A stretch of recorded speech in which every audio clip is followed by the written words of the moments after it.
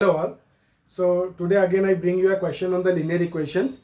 तो ये जो क्वेश्चन है वो एजेस के ऊपर बेस्ड है और लॉजिक हमारा लिनियर इक्वेशंस इन टू वेरिएबल्स का रहेगा.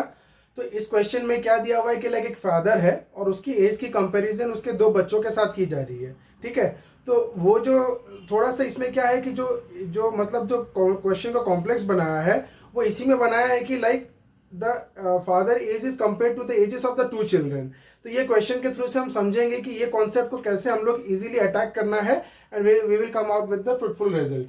तो ये क्या हो जाएगा, the age of the father is twice the sum of the ages of his two children.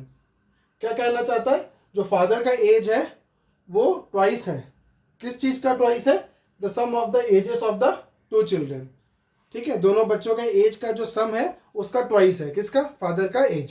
Then जो नेक्स्ट स्टेटमेंट क्या बोल रहा है, आफ्टर 20 ईयर्स 20 साल के बाद हिज एज विल बी, किसका, father age will be equal to the sum of the ages of his children. 20 साल के बाद फादर का एज क्या हो जाएगा, जो बच्चे हैं उनके सम ऑफ द एजेस के साथ क्या हो जाएगा, सेम हो जाएगा. तो we have to find the age of the father.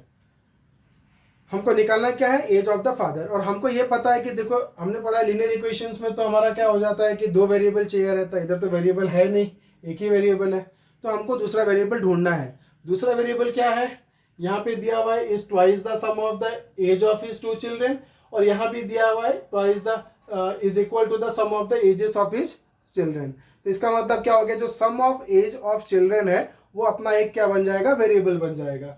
तो पहला वेरिएबल हम क्या लेंगे, let the age of father be x years. हम फादर का एज क्या ले रहे हैं, x years. और दूसरा वेरिएबल हम लोग क्या लेंगे, एंड ये sum of the ages of his two children and the sum of ages of his two children be y years. अभी हमारा ये हमने क्या किया, वेरिएबल ले लिया. अब हम क्वेश्चन में जाएंगे. क्वेश्चन क्या दिया हुआ है, the age of the father. तो एज ऑफ द फादर क्या है, x. तो age of the father is मतलब क्या हो गया, इक्वल टू ट्वाइस मतलब टू टाइम्स मल्टीप्लीकेशन. ठीक है, ट्वाइस किसका, the sum of the age of his two children. Sum of the age of two children क्या है, y. तो हम अगेन जाएंगे स्टेटमेंट में, the age of the father मतलब x इज मतलब इक्वल टू ट्वाइस मतलब two the sum of the ages of his two children, x equal to 2y. तो इसका इक्वेशन क्या बनेगा, आपका इक्वेशन बनेगा x minus two Y is equal to 0. ये हमारा बन गया इक्वेशन नंबर 1. अब हम जाएंगे सेकेंड वाले स्टेटमेंट में. वो क्या बोल रहा है, आफ्टर 20 ईयर्स. यहाँ पे आपका गलत होने का चांसेस हो सकता है, तो इधर आपको ध्यान देना है. क्या, after 20 years his age will be equal to the sum of the ages of his children. किसका, फादर का as will be sum of the ages of the children.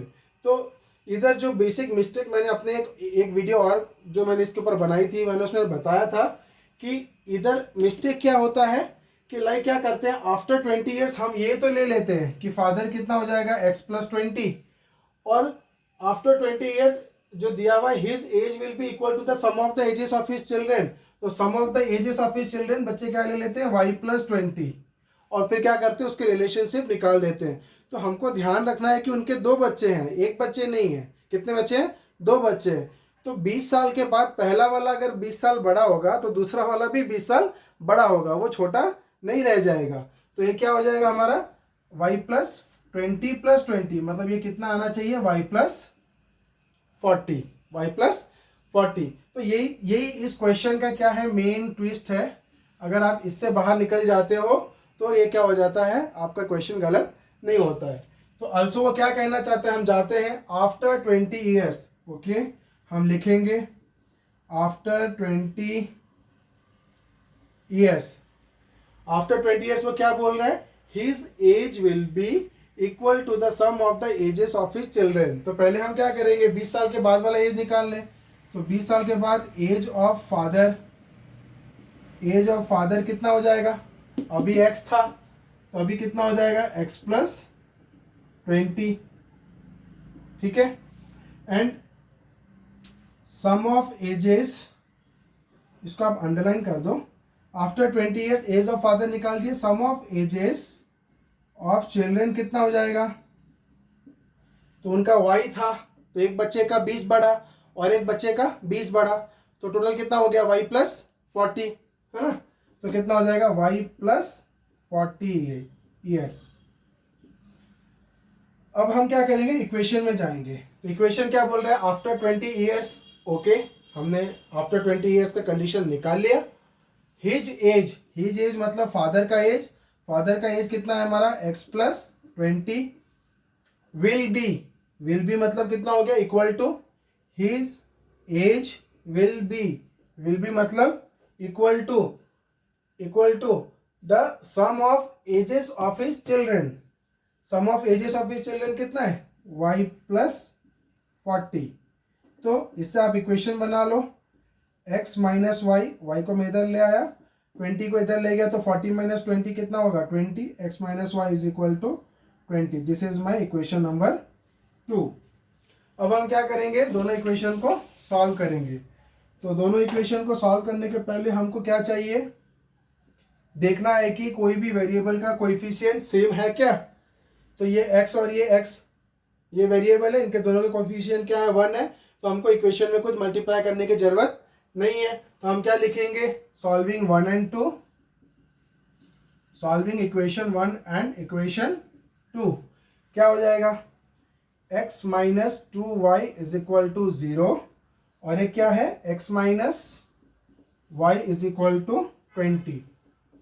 अब क्या करो, इसको सब्सट्रैक्ट करना पड़ेगा क्योंकि दोनों का साइन क्या है, प्लस है। तो मैं सब्सट्रैक्ट किया है तो माइनस हो गया, ये माइनस क्या हो जाएगा, प्लस, और ये प्लस था तो क्या हो जाएगा, माइनस। अब हम नीचे की सिंबल्स यूज करेंगे, एक्स एक्स क्या हो गया, cancel out, then minus 2y plus Y, तो कितना हो जाएगा, minus Y, plus minus minus होगा, बड़े का साइन लगेगा, और ये कितना हो जाएगा, माइनस 20। तो y कितना निकल गया, 20। बट हमको चाहिए क्या, find the age of the father, and father का एज क्या था, x, है ना। तो हमको x निकालना है। x निकालने के लिए हम क्या यूज करेंगे, x इक्वल टू 2y, या इक्वेशन नंबर 1 में हम डाल देंगे। देयरफॉर हम क्या लिखेंगे, एज ऑफ फादर